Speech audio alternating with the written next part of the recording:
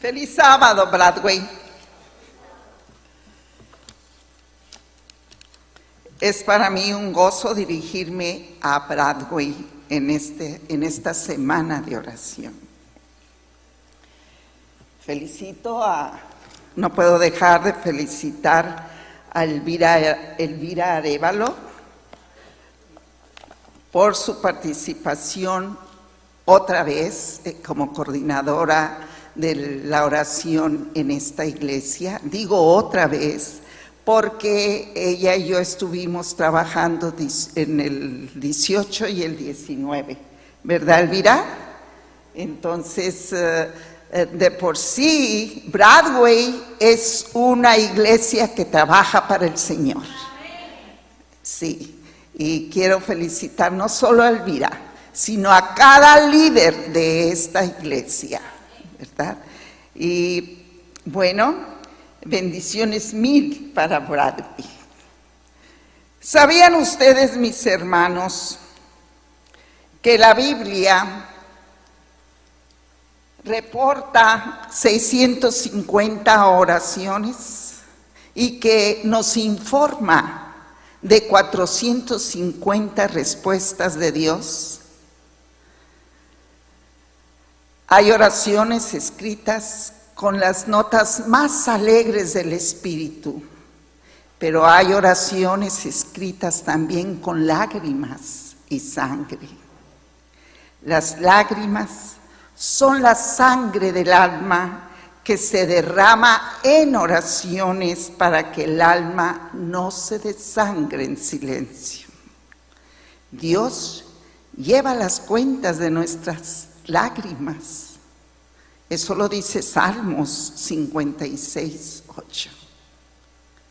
Qué hermoso es nuestro Dios, que no solamente sabe cuántos cabellitos tenemos cada uno en nuestra cabecita, sino que también sabe cuántas lágrimas hemos derramado. Básicamente encontramos 9 clases de oraciones. Oraciones de alabanza, de súplica, de comunión, de gratitud, de adoración, de imprecación, de consagración, de confesión y de intersección. Y esa es la clase de oración que el Ministerio de Oración de la Conferencia del Sureste de California, a la cual pertenecemos, es al que queremos, a este tipo de oración, implantar como la mayor necesidad que tiene el pueblo de Dios: orar el uno por el otro. Como madre quiero decirles, mis hijos ya están bastante grandecitos, la menor acaba de cumplir 40 años, y quiero decirles que a través de estos últimos años de nuestras vidas, ¿verdad?, de mi vida, con estos muchachos que ya tienen sus familias, ya tienen sus propios hijos, quiero decirles que he llegado a la conclusión que lo único que yo puedo hacer por ellos cuando veo los errores que ellos cometen, como madre me creo con el derecho de poder juzgarlos. Y he llegado a la conclusión que solamente me queda orar por ellos. No puedo intervenir para nada más, a veces ni siquiera un consejo, sino quedarme calladita la boquita y en ese momento decirle al Señor, platicar con mi Dios. Mis hermanos, si cuando termine esta pandemia, no sabemos qué el Señor tiene para nosotros, pero si esta pandemia termina y a ver qué sigue, no sabemos, pero si para cuando termine esta pandemia, porque tiene que terminar, nosotros tenemos la calidad de oración que se necesita para hacer una verdadera amistad con el Señor, hemos triunfado. El Señor ha permitido esta pandemia, ese es mi pensamiento, para pulirnos a cada uno. Aquí casi todos hemos perdido un amado con este virus maligno. Pero si el Señor lo permitió es por mucho propósito. ¿Qué es la oración para ti, mi hermano? ¿Qué es la oración para mí? El pastor, escritor y poeta Ricardo Betancourt, que por cierto acaba de terminar él es argentino, la semana de oración para todos los de la Conferencia del Sureste, de aquí de California, y del cual yo he sacado este tema de uno de sus libros. Él es, como dije, no solo pastor, es escritor y poeta. Y me han gustado mucho sus libros. Y de ahí he sacado este tema que yo he titulado Oraciones de personajes bíblicos. Refiriéndose a la oración, él la ilustra así. Pongamos atención. Así como la nota de un instrumento de cuerda vibra cuando es alcanzado por las ondas sonoras de la misma nota que sale de otro instrumento afinado en el mismo tono, nuestro corazón emite un tintineo musical como respuesta a la nota del amor divino en las cuerdas del cielo. Qué hermosa, qué afinación encontró este poeta. La afinación completa y perfecta entre dos instrumentos la compara con la relación y afinación del ser humano y Dios. ¿Podríamos llegar a eso? ¡Claro que sí! Y es por medio de la oración. Cuando era niña, recuerdo que en la iglesia escuchaba, deben de orar como Daniel. ¿Cuántas veces oraba Daniel, mis hermanos? 3. Mañana, mediodía y tarde. Pero luego ya crecí y por mí misma leí que dice que oremos constantemente. ¿Es que acaso la Biblia se contradice? No, mis hermanos. Llegué a la conclusión para aplicarlo conforme mi persona. El Señor nos da luz y yo no puedo decir que la luz que me ha dado a mí es igual que la tuya. Y por eso también nos da libre albedrío. Entonces, mi percepción, mi idea es, orar de rodillas 3 veces al día, pero siempre orar, siempre estar orando con el Señor. Tenerlo aquí en la mente, todo momento, todo día, toda hora, todo minuto, todo segundo. Y miren, hermanos, que eso nos va a librar de muchas cosas y nos va a ayudar para nuestros cambios de vida. ¿Por qué lo digo? He fallado mucho en esta práctica, he cometido muchos errores, pero mis hermanos, si yo trato de platicar con mi Señor constantemente en todo lo que yo haga o diga, me libro primeramente de enojarme. Ya no quiero decir esto porque me da vergüenza, pero antes hasta de decir malas palabras. No puedo decir una mala palabra en frente del Señor. Ahí está conmigo, porque lo tengo aquí. Hermanos, hay muchas prácticas para que nosotros aprendamos a orar. Y así el poeta dice, enfocándose en la oración, dice, la oración es la respuesta a la búsqueda que Dios hace a nuestro corazón mediante el Espíritu. Aquí viene el Espíritu. Trabajan en equipo. del Señor y el Espíritu. Romanos 8:26 nos dice: y de igual manera el Espíritu nos ayuda en nuestra debilidad. Eso es para que contestemos todo esto que estamos mirando. Nuestra debilidad. ¿Cuál es tu debilidad, mi hermano? Estamos hablando de la oración.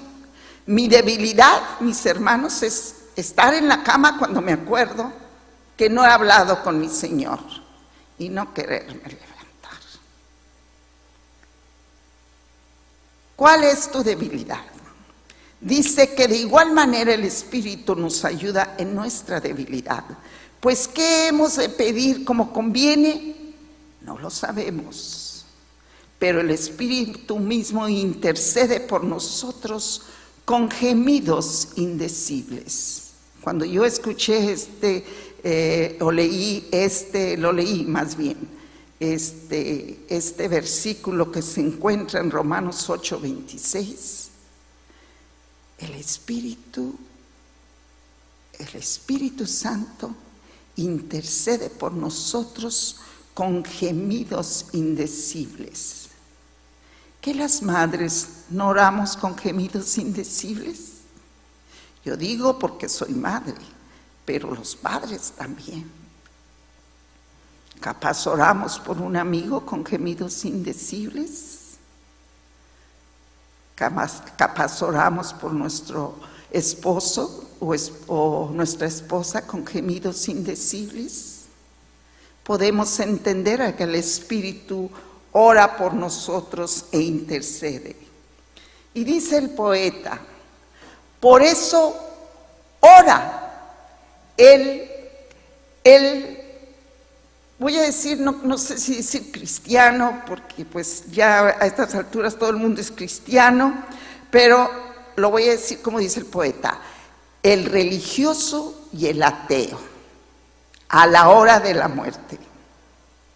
Mis hermanos, los primeros 20 años de mi carrera como enfermera los hice en México, en 2 grandes estados, Jalisco y Nuevo León, en hospitales de trauma. Cuando se habla de un hospital de trauma, es un hospital de problemas muy agudos y pacientes terminales. Mis hermanos, yo fui testigo, vi morir a muchos vi morir, pero todos mis hermanos, todos, no uno faltaba de los que yo miré, religiosos y ateos, se refugiaban en los brazos de la oración ante la muerte eminente. Y era una tristeza para mí, pero a la vez una alegría, porque el Señor es fiel y estaba ahí, no importando que aquel fuera muy religioso, muy ateo, no había diferencia de persona para él. La oración es el primero y último recurso del alma humana para salir de su propio encierro y comunicarse con el infinito. Además, es muy cierto que las intenciones más sublimes elevan las oraciones más puras. Estarán de acuerdo conmigo, tan puras como las oraciones de nuestro Señor Jesucristo, que junto con el Padre tiene las intenciones más sublimes para el ser humano, para ti y para mí. Hermano, ¿tienes un anhelo profundo de tu corazón?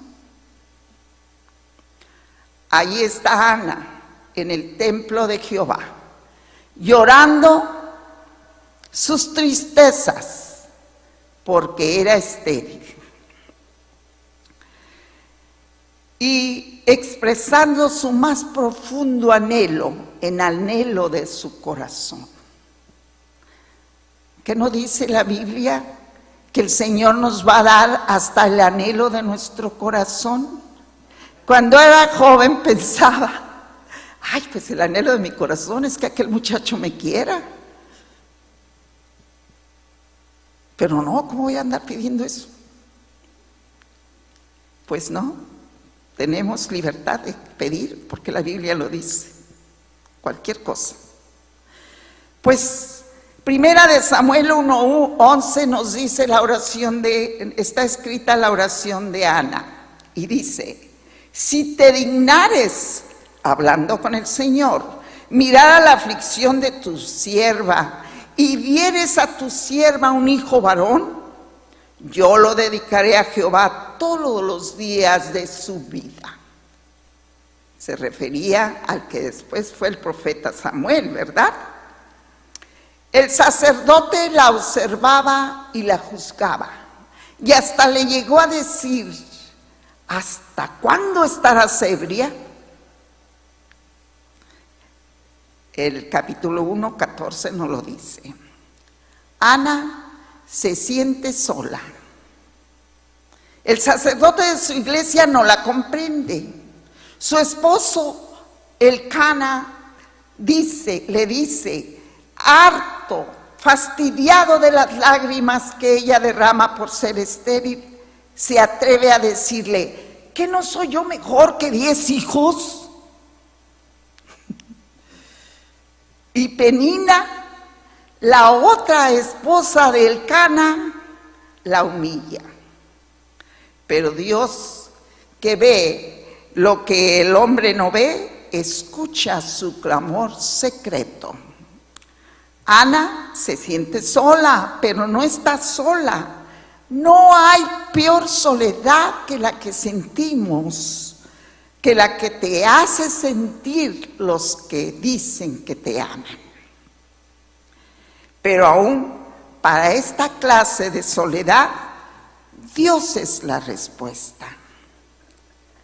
Ana hace lo que muchos años después, cientos años después, Jesucristo les aconsejó a sus discípulos que hicieran: que buscaran a Dios en soledad, en secreto, porque el Señor les responderá delante de todos los hombres, en público. Así que yo te digo ahora, mi hermano, cuando te sientas solo, angustiado, desesperado, apártate y ora a tu Padre que está en secreto, y tu Padre que ve en lo secreto te recompensará en público. Mateo 6:6. La plegaria secreta, la oración a solas con Dios, da calor al alma en las más frías de las soledades. Luego de orar, Ana se fue por su camino, comió y nunca más estuvo triste. Solo Dios puede entender nuestro corazón entristecido. Solo Dios puede darnos la serena convicción de que su voluntad siempre es lo mejor para nosotros. Ya vimos a Ana. Hablemos un poco de Jonás. ¿Se acuerdan de Jonás? Aquel que se lo tragó el pez. Pensamos en ballena, ¿verdad? Cuando yo era chiquita yo decía: ¡ay, la ballenota! Entonces oró Jonás a Jehová su Dios desde el vientre del pez y dijo: invoqué en mi angustia a Jehová, y él me oyó. Desde el seno del Seol clamé, y mi voz oíste. Jonás 2:2. La plegaria de Jonás debe de ser vista a la luz de la amistad o la relación, quiero decir, entre Dios y el profeta. En el capítulo 1 leemos que Dios le mandó al profeta Jonás que fuera a Nínive, la ciudad de Nínive, y le dijera a los ninivitas que iban a ser destruidos porque pecaban mucho y eran muy malos, y verdaderamente eran muy malos. Pero no nos vamos a detener en historia. ¿Y qué hizo Jonás? El Señor le dijo: ve a amonestarlos. Jonás decidió irse en lado contrario. Se fue a Tarsis y tomó un barco y se fue a Tarsis. No quiso ir y obedecer al Señor. Se embarcó y en ese barco, en la noche, cuando él dormía plácidamente, uno de los marineros vino y le dijo y le preguntó: oye, despierta, le dice, ¿por qué será que esta tormenta nos quiere derribar? Y esta furiosa fosa líquida, o sea, el océano, nos quiere tragar, porque había una tormenta muy fuerte y el barco se zarandeaba de manera que parecía que se iba a derribar. En un arrebato de sinceridad, Jonás dijo que él era la causa de esa angustia y entonces de esa desgracia. Yo digo, en un arrebato de valentía, les dijo: tomadme y echadme al océano. Jonás 1 y 2. Ya en las aguas, un pez grande se tragó al profeta. Entonces, en esa cárcel húmeda y oscura, Jonás oró. A Jonás no le gustaba que Dios fuera clemente con los ninivitas, que eran paganos y enemigos de Israel. Esta era la razón fundamental de su huida. Su corazón no palpitaba al ritmo del corazón de nuestro Dios, misericordioso Señor que tenemos. Y él decía es que se temía a ese Dios y también que lo representaba. En la misma oración le echa la culpa a Dios de la desgracia de estar en el vientre. Dice Jonás 2:3: me echaste a lo profundo en medio de los mares. ¿Por qué dice esto? ¿No fue él el que le dijo al marinero: echadme al mar? Ese Jonás estaba siendo injusto. Dice: el mismo odio que Jonás tenía a los ninivitas, se tenía a él mismo. Condición humana, mis hermanos.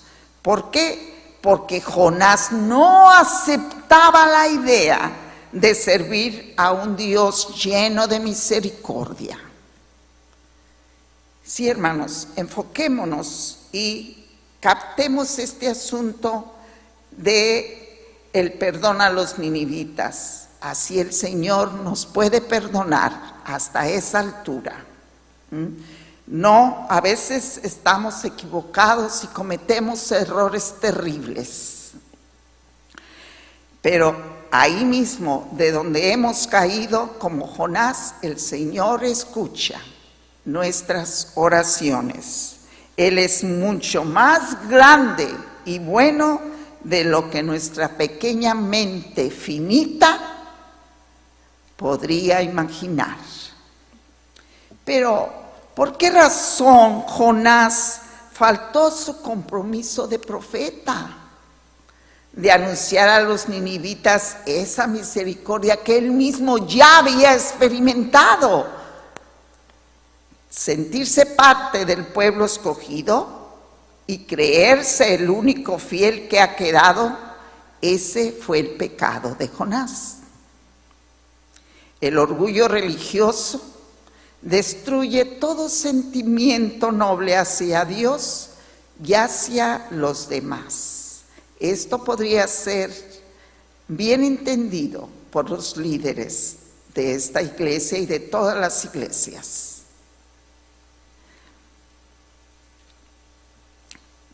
El orgullo, voy a volverlo a repetir, el orgullo religioso destruye todo sentimiento hacia Dios y hacia los demás.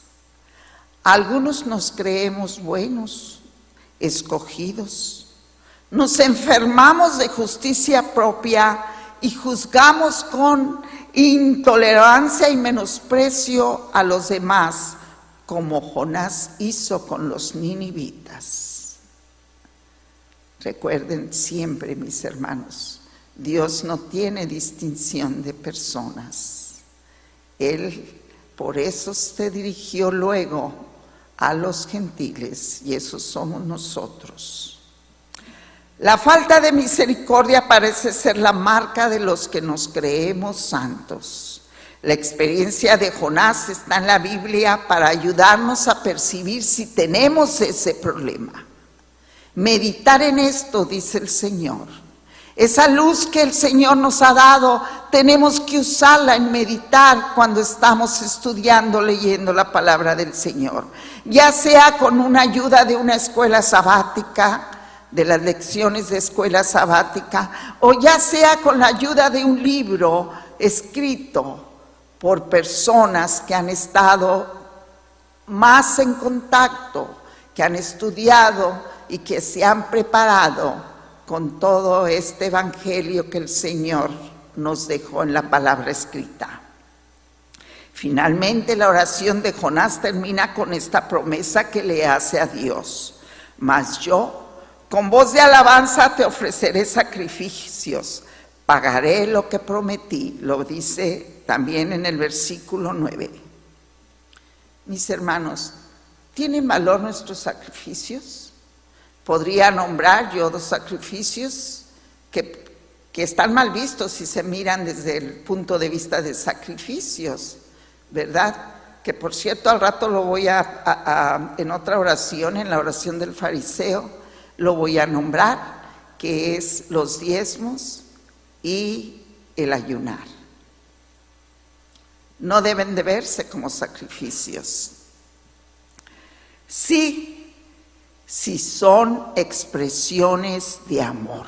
Todo lo que hagamos, si lo hacemos por amor a nuestro Señor, son aceptables. Nuestro Señor los acepta. Así está en la experiencia de algunos otros de oración en la Biblia.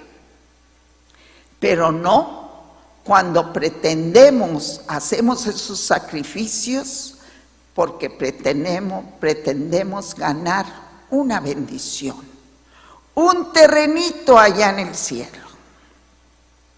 La adoración y la obediencia genuina viene del amor. A fin de cuentas, hermanos, quiero que ustedes se enfoquen en esta palabra. Enfoquémonos lo primero como palabra, amor. Y luego apliquémoslo a nosotros mismos. ¿Qué capacidad tienes tú para amar, mi hermano? Si lo que estamos aprendiendo es puro amor.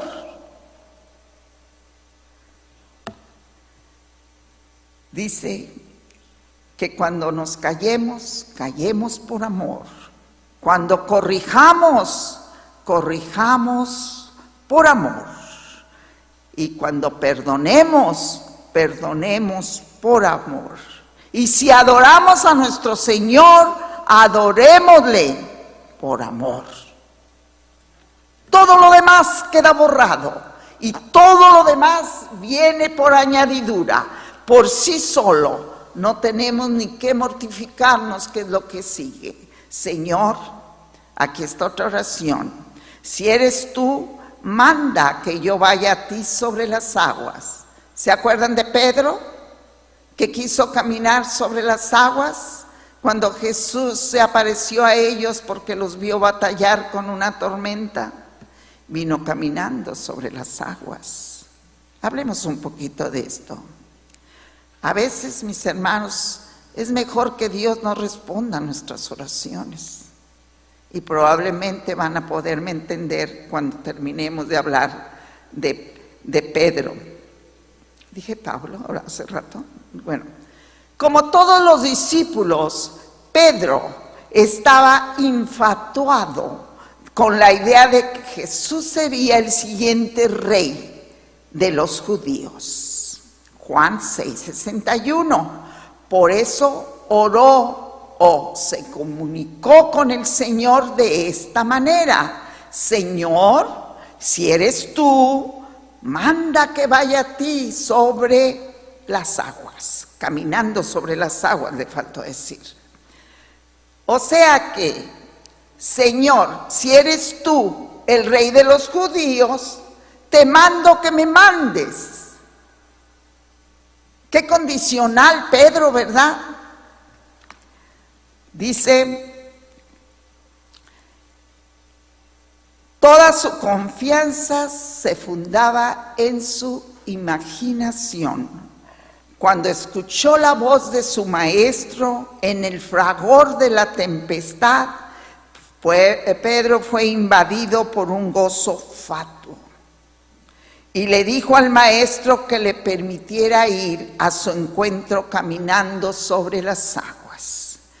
Jesús accedió y Pedro comenzó a caminar sobre las olas, pero al sentir la fuerza del viento tuvo miedo y se hundió. Y entonces profirió otra oración, porque se lo dirigía al Señor. Eso es la oración, platicar con el Señor, hablar con Él, dirigirnos a Él. Entonces dijo la oración más cortita que pueda estar aquí en este libro: Señor, sálvame. Pero vayamos a la primera oración. No era necesario que Pedro caminara sobre el mar, pero Pedro quiso probar a Jesús. Se dirigió a él con un sí condicional. Si eres tú, es decir, si eres tú el Rey de los judíos, manda, como ya lo dije antes. Pedro quiso usar el poder del Señor, de Jesús. Y cuando creyó que dominaba el oficio de caminar sobre las olas, sintió el viento, desvió su mirada del Señor, sintió el viento y se hundió. Su infatuación ya lo había derribado antes. Solo podemos caminar sobre las olas de la vida si miramos a Jesús. Un segundo es si nos dirigimos nuestra mirada a otro lado, es esencial para hundirnos. Solo podemos vencer las pruebas de la vida si no pretendemos usar a Jesús. Esto está escrito para que nosotros aprendamos y aprendamos a orar. Cuando estamos sobre la cresta de la ola y las cosas parecen que están saliendo bien y disfrutamos infatuados el éxito aparente y hasta nos atrevemos a decir: el Señor me está bendiciendo porque yo hago todo bien. Entonces decimos como Pedro: Señor, manda que yo vaya. Como Pedro queremos controlar también a nuestro Dios. Pero maravilloso Señor, que no nos abandona cuando nos hundimos. El fracaso puede llevarnos a mirar hacia Jesús de nuevo.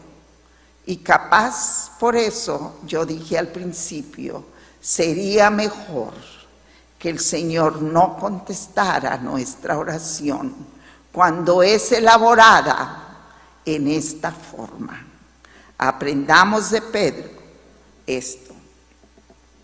La oración infatuada es la del sí condicional. Si Dios quiere que me compre esta casa, que me lo diga en un sueño. Que acabo el Señor prometió sueños, ¿verdad que sí?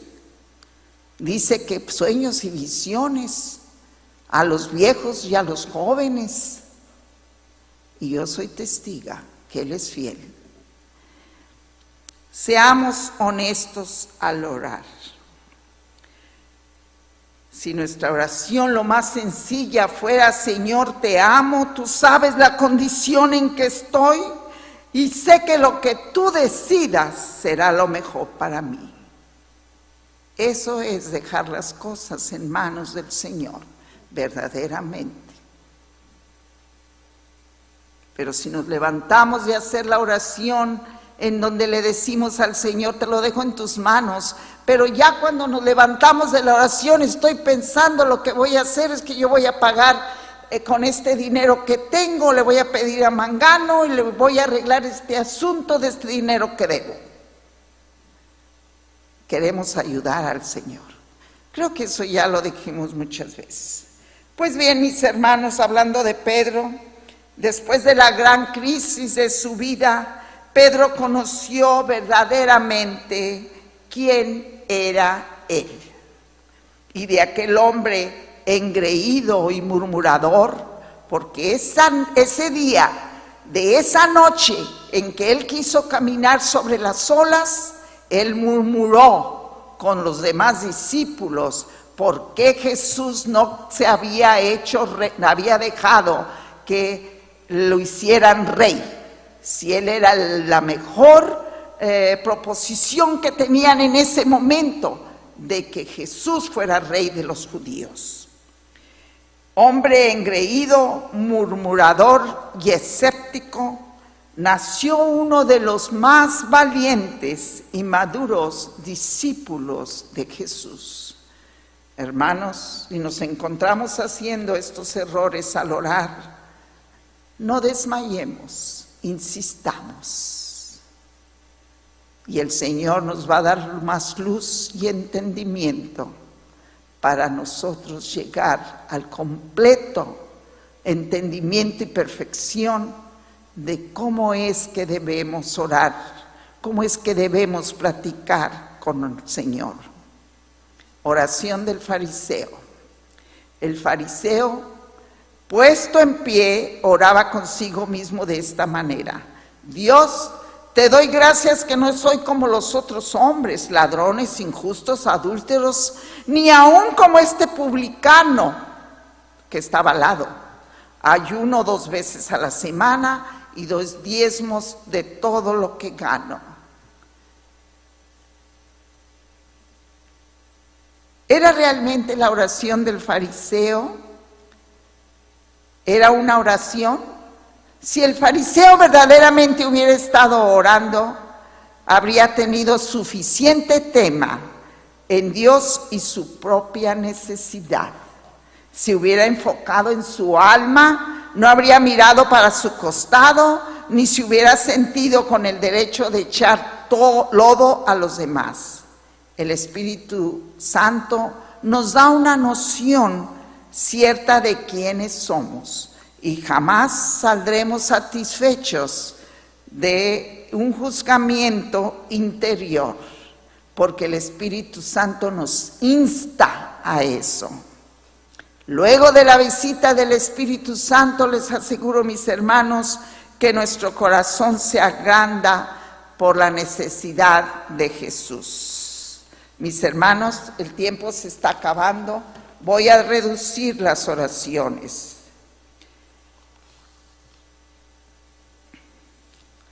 Oración del publicano. Mas el publicano, estando lejos, no quería ni aún alzar los ojos al cielo, sino que se golpeaba el pecho diciendo: Dios, sé propicio a mi pecador. Lucas 18, 13 y 14. Cuando era chiquita, mi padre me mandaba a la iglesia católica con mis primas y mi madre me mandaba a la iglesia adventista. Así que me acuerdo que él miraba con asombro cómo se golpeaban el pecho en la iglesia católica.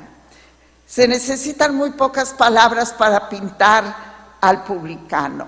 La idea que él tiene de sí mismo es simple y una, y lo que él quiere de Dios es simplemente una sola cosa. Su gesto expresa sus emociones. No es para nada de la personalidad perfeccionista como el fariseo, por eso es incapaz de levantar la vista.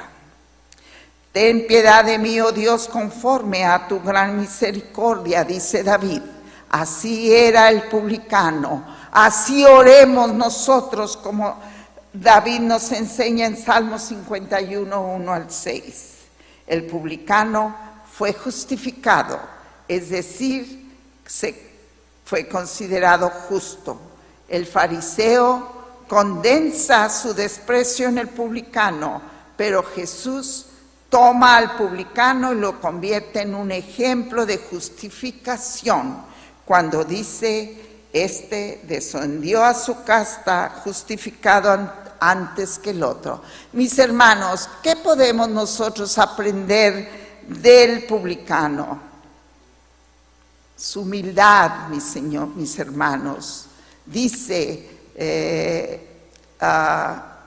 creo que es segunda de Corintios 7:14, si mi pueblo se humillara.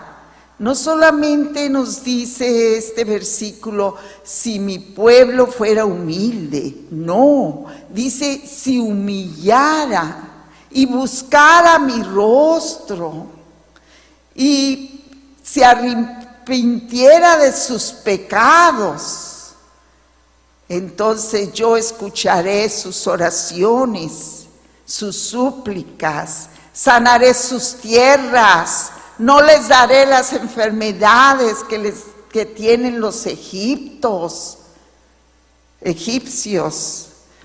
Y así queda el publicano con su consejo de humildad ante el Señor, antes que el fariseo.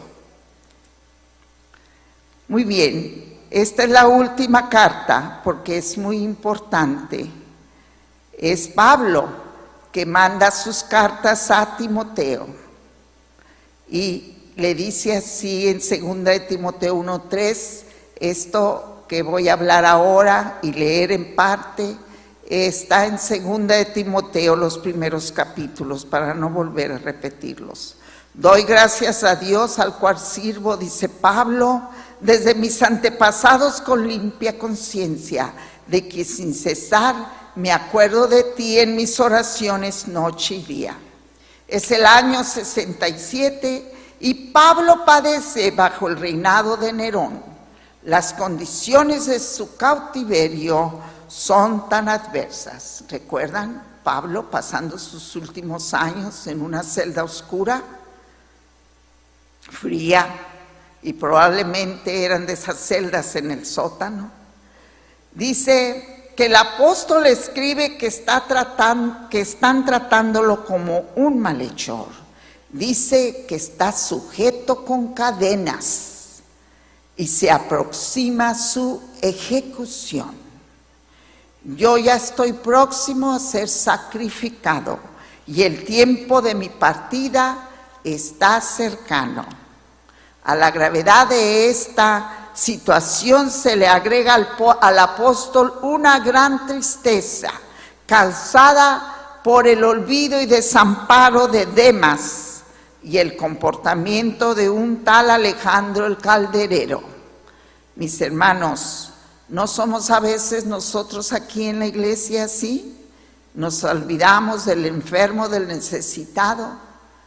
Elena G. de White dice que la verdadera religión es de que nos hagamos cargo de los necesitados y de los oprimidos. Es probable que la salud de Pablo se haya visto quebrantada y aún sufriera frío porque no tenía ropa abrigable. En esas circunstancias, Pablo le ruega a Timoteo: procura venir pronto a verme y procura venir antes del invierno. Timoteo, como todos ustedes saben, fue un ministro joven que bajo el liderazgo y la instrucción de Pablo se había formado. El apóstol considera a Timoteo como un hijo y se preocupa por él. Por eso ora por él de día y de noche. Había visto falsos maestros infiltrados en la iglesia. Por eso se preocupaba mucho por Timoteo como un padre a un hijo. Y también a los demás de la iglesia, que les dice a todos los creyentes perseverar en la fe. Yo se los repito ahora, mis hermanos, hay que perseverar en la fe y a proclamar el Evangelio de Cristo, pero también motivado por el afecto a su discípulo, Pablo expresa el deseo verlo de nuevo como un padre anhela ver a su hijo, y escribe él en esta forma. Miren qué hermoso le habla Pablo a Timoteo: deseando verte al acordarme de tus lágrimas, para llenarme de gozo, trayendo a la memoria la fe no fingida que hay en ti. Si Pablo considera a Timoteo como su hijo, yo digo, yo siento, yo pienso que lo considera un hijo bueno. Y en esto se goza Pablo en este tiempo de angustia, próximo a ser sacrificado, dice él. Sin embargo, mientras espera de su amado hijo la visita, Pablo ora por él. Lo presenta ante Dios en permanente súplica por su bienestar y por su perseverancia en la fe. Preciosa oración intercesora de Pablo, quien olvidándose de sí mismo y en esas circunstancias de su vida, ora por quien ama. Mis hermanos, nosotros tenemos techo, tenemos casa calientita, colchas que nos calientan ya para irnos a la cama. ¿Cómo no orar por aquel que lo necesita? ¿Cómo no orar en el día que estamos ocupados y que tenemos tan buena comida? ¿Cómo no orar para que el Señor nos ponga en el camino de esos necesitados y que nos dé la facilidad y el deseo y el amor de orar, no solo de orar, pero llevar a la acción la oración? Pablo entendía que nada tenía que ver con él, y así debemos de pensar nosotros, aun cuando pensamos en nuestros hijos, que nos creemos con derecho de que porque son nuestros hijos podemos hacer y decir de todo. No, esto no depende o no se trata de mí, ni se trata de ti que oras, ni de mí que oro. Se trata de la relación de aquel por el que oramos con nuestro Dios. Esa es la oración que debemos de elevar día con día, ¿verdad? La oración intercesora, inspirada en un amor que se niega a sí mismo, como la de Pablo, transforma la vida del que ora y también transforma la vida de aquel por el cual se ora. Pidamos al Señor que nos dé sabiduría para siempre entender que no se trata de mí, no se trata de ti, sino se trata de Él. Mi querido hermano, ¿ya estás orando por otros que necesitan de tus plegarias? El apóstol Pablo intercede ante Dios por Timoteo. La oración intercesora hunde sus más profundas raíces en el Antiguo Testamento. Abraham, Moisés, David, Samuel, Ezequías, Elías, Jeremías, Ezequiel y Daniel oraron por su pueblo, ¿verdad? La oración intercesora nos ennoblece porque debilita nuestro natural egoísmo. Además, nos identifica con la obra intercesora que Jesús está haciendo en el santuario celestial por ti y por mí. Y todavía sí nos identifica también con el Espíritu Santo que intercede por nosotros con llanto indecible, como dice el versículo.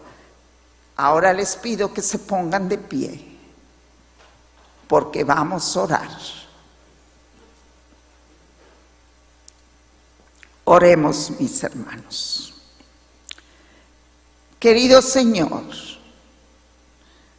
te pedimos que nos uses, que pongas amor en nuestro corazón para orar por los huérfanos, los pobres, los niños, las mujeres, los desesperados, los angustiados, los esclavos, los ancianos, pero más que nada, Señor, y en especial por los que te rechazan.